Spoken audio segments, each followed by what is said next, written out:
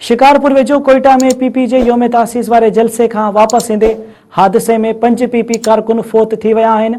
इन हवाले से असां टेलीफोन लाइन ते मौजूद हैं मेहरान टीवी के रिपोर्टर महबूब बलो। जी महबूब, वधीक कहिड़ा तफ़सील आहिनि?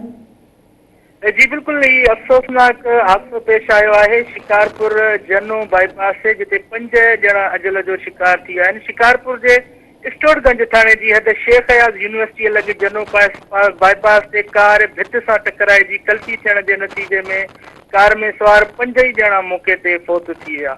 फोत थी वारनि में नादर अली पुट मोहम्मद बख्श, मुज़फ़र अली पुट अब्दुल लतीफ़ भुट्टो, ॻाणो खान पुट हाशिम ट्रगड़, शकील मेमन ए रिज़वान सूमरो शामिल आहिनि।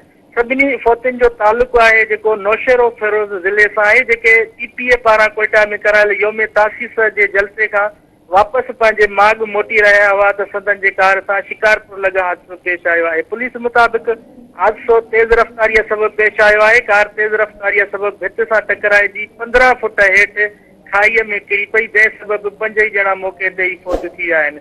इतला ते फोतिन जा वारिस शिकारपुर सिविल अस्पताल पहुता, जिता फोतिन जा लाश जरूरी कार्रवाई बाद वारिसन के हवाले किया विया, जेके पंहिंजे प्यारनि जा मड़ पंहिंजे इलाइक़े ॾांहुं खणाए विया। जी महबूब, अवां जी मेहरबानी।